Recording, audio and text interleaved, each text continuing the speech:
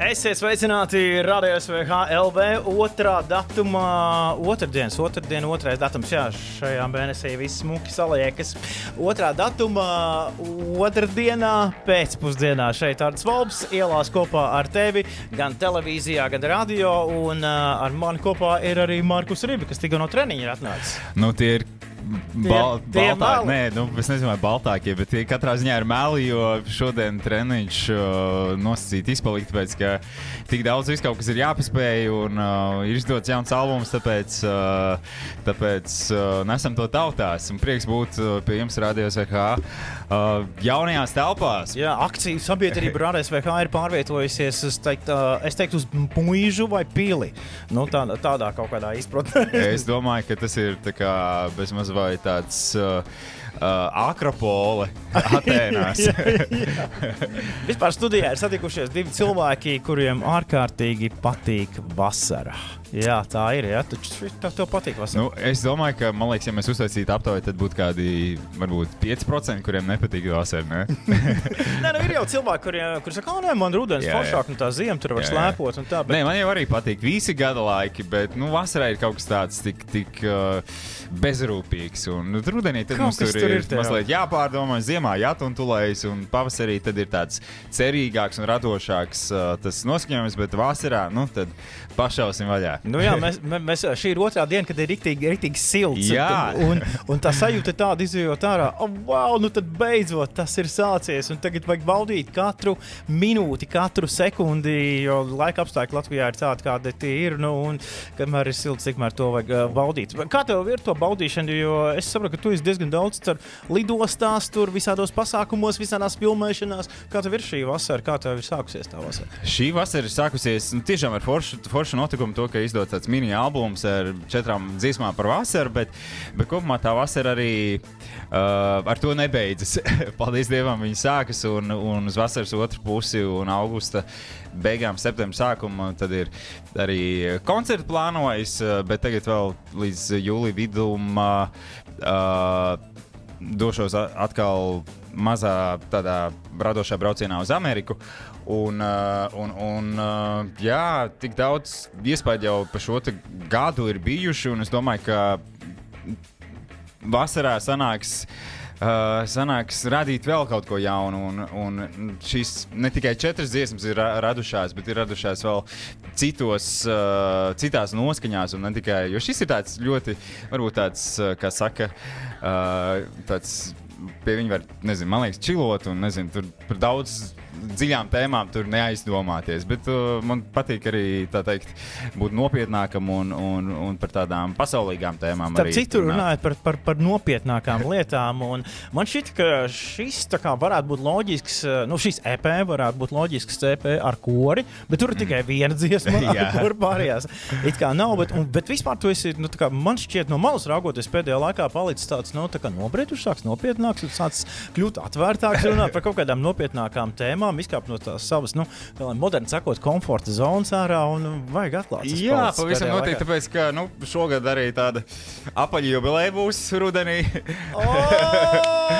Pēdējais laiks bija arī tā kā kļūt tādām nobriedušākam. Kāds kā laiks skrien, nenormāli. Jā, ārprāts. Mans opis bija dzīves līdz 89 gadu vecumam, un tāpat viņš arī bija tāds ļoti māksliniecisks, viņš glaznoja un vēl visu kaut ko citu darīja.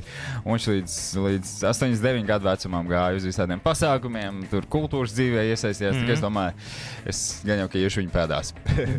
Zini, tu esi tas cilvēks, kas mēģina noturēt uzmanību vairākos tirgos, gan Latvijas tirgu, gan arī Ukrainas tirgu, gan vēl kaut kur tu esi. Kā tev tas viss izdodas? Kur tev tā sirds visvairāk turās? Nu, šeit tad izdodas, šeit tad ne. Tas šoubiznes arī tāds neprognozējams, bet prieks, ka arī pa šiem, nu, man liekas, Markus Rīva kā mākslinieka vārds, tas radās 2006. vai 5. gadā. Un līdz ar to Dievs, pēc 21 gadu. Jā. Tāpēc pa šo laiku ir uzkrāta tāda forša pieredze gan vietējā šoubiznesā, gan arī citos šoubiznesos. Un tā kā man liekas, jebkura pieredze ir forša pieredze, un šobrīd viss fokus ir latviski un latviskā auditorija. Un es domāju, ka pienāks atkal brīdis, kad man uznāks kaut kāds mākslinieckais egoisms un radīsim, nezinu, angliski pavisam noteikti arī kaut ko. Mums ir arī kaut kur albums. Jā, pirms 2 gadiem. Jā, un tad tas ir izdarīts, tad ir jādomā, ko citu vēl mēs varam izdarīt. No mūzikas ātri pārsvēršamies pie tavu tādā, teiksim, skatuves tēla. No kā tu vispār smēlējies iedvesmu? Kas ir tavs, teiksim, tiešām iedvesmas avoti, kaut vai par ģērbšanos stilu, kā tu vispār izskaties uz skatuves? Kā tu ietekmējies? Es ietekmējos no tāls baltā kora. Vismaz pēdējā laikā, to var marīt. Jā, tā baltā krāsa ir kļūst vairāk manā gardrobē. Bet man ļoti vienmēr ir paticis Maikls Džeksons, un to piemin tādā sakarā, ka arī tagad ir iznākusi filma, kuras vēl neesmu paspējis noskatīties, kur gribētos noskatīties.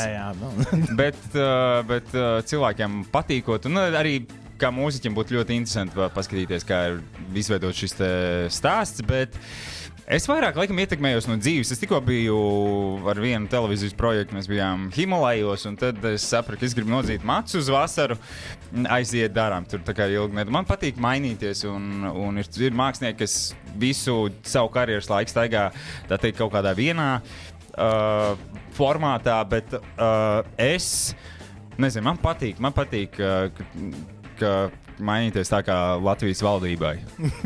Tik bieži. Iespējams slikts salīdzinājums, bet jā, varbūt, jā. Tu jau pieminēji Ameriku, ka tev bija tāds Amerikas posms, un lielā mērā šis EP etaps ir Amerikā kopā ar producentu, kur Romāns Nero. Kas tas ir par cilvēku, un kā tev tas vispār? Romāns ir mans būtībā draugs, kuru es jau iepazinu 2017. gadā.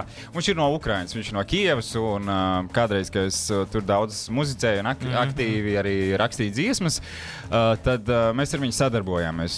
Un kaut kā mums ir tāds līdzīgs intereses arī par popmūziku, par deju mūziku, un man patīk, kā viņš strādā. Es varu uztaisīt, uznāk iedvesmas, aizēju mājās, atveru projektu, sataisu, ko es tur gribu dzirdēt, kā tas skan. Un tad es varu aizsūtīt viņam, un tad viņš saliek tur visu tā, lai tā foršāk skan. Un man ļoti, ļoti, ļoti komfortabli šī sadarbība. Ir forši sadarboties arī ar jauniem, un es domāju, ka gan šogad, gan tuvākajos gados noteikti esmu arī atvērts sadarboties ar citiem producentiem. Tajā skaitā arī ir Mark Mate, kas ir radījis Sauli šo. Mums zināms, Čals, jā. Kas ir atbildīgs arī par citiem Olas hītiem. Jā, Olas, jā. Jā, Olas es ar tik dātu man varēju pateikt. Arī viens dziesma par Sauli, man liekas, Olām tur bija, ko viņš bija taisījis. Sauli aust. Jā. Un tad es pārbaudīšu. Labi, neiegrimstam detaļās. Tad Amerika, kāpēc tieši Amerika? Tāpēc, kad Romāns tur, jā? Nē, Romāns ir no Ukrainas, bet viņš dzīvo šobrīd Maltā, un tad mums notiek viss tā caur labu internetu. Bet labi, tad kāpēc Amerika?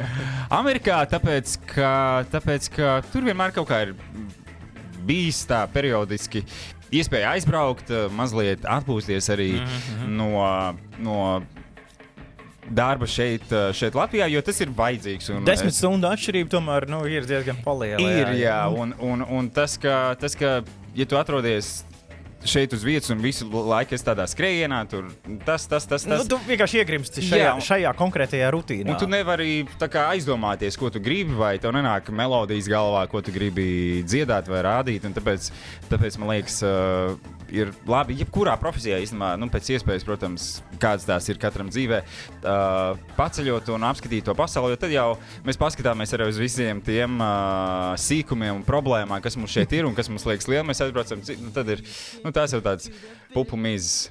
Jā, tieši tā, manuprāt, atrodoties Amerikā, kaut kādā 10, īstenībā pat 12 stundu dažreiz arī starpībā es esmu bijis, tad tu vienkārši atzūmo tās lietas. Jā, pareizi. Projām tā un cerot, tas viss ir sīkums. Ar to viss tiksim galā, atbrauks atpakaļ un viss sakārtos. Tāpēc tu dodies atkal uz Ameriku, cik es saprotu. Nē, nav problēma, sakāršies tik daudz, bet tā iekārtojies šajā gadā, un tad es domāju, ka tas jāizmanto.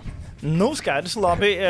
Bišķiņ paraksturojot šo EP, tad ir viena dziesma ar kori, pārējās bez kora. Nu, pārējais bez koras. Iespējams, kaut kad vasarā taps arī kāds, kā saka, sadarbības singls.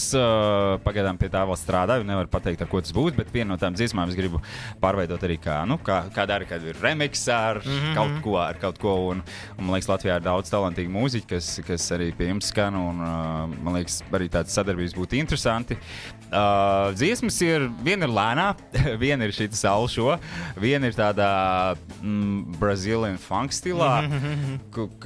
Man liekas, šī dziesma ļoti piestāvāt kaut kādās, nezinu, sporta spēlēs, un viņi iznāca kā dziesma pagājušajā piekdienā, bet laikam vajadzēja tajā ceturtdienā izdot, lai un viņš sauc uzvaru, un es domāju, tas varētu, ja es paspēju piemanifestēt siltu laiku ar 1. jūniju un vasaru, tad varbūt tas būtu uzmanifestējis Latvijas uzvaru pār Norvēģiju, bet arī sastāvvieta ir super sasniegums.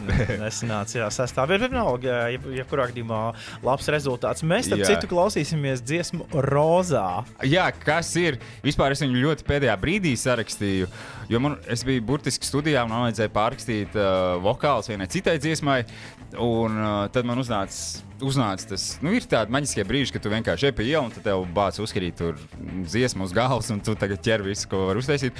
Un tā bija pēdējā dziesma, kas tāpa šajā, un tur es savukārt iespaidojos no tāda arī 2000. Gadu stila, kas bija Two-Step Garage, tāds pop. Ak tā, jā, pareizi, 2000. Craigs Davids, Mystique, tur Destiny's Child, kaut kas tāds, un viņš ir tāds ātrs gabals skaitās, bet tur ir arī tāds skaņu elementi un 150 beatiem jau kaut kas tāds, gandrīz vai, jā. Un tā sajūta, ka tu esi vienkārši basām kājām pludmalē, spīd saule vai viņa jau norietējusi un tu vienkārši čilo, kā saka, vai vaibo, jā. Pēdējais, ko es tev gribēju pajautāt, kas notiek ar Eirovīziju? Es jau esmu uzsācis kampaņu 27. gadam, tā kā šogad bija pauzīte. Jā, šogad bija ieturēta pauzīte, un kaut gan pāris astrologi tur esot prognozējuši, ka man vajadzēja piedalīties šogad, varbūt esmu visu sapūdelējis, jā, bet nē. Pēc skatītāja lūguma 27. gadā Markus Rīva atgriežas, jā? Jā, Eirovīzija 2020. Yes! Man liekas, jāiet vēl augstāk. Eirovīzija 2028, Rīga, Latvija. Ok! Un Markus Rīva. Šo mēs izgriezīsim mums intervijas. Mēs paldies, ka atnāci, un mēs klausāmies dziesmu Rozā, un lai tev forši veicās. Jā, visu šo vasaru. Lai visiem super labākā vasara.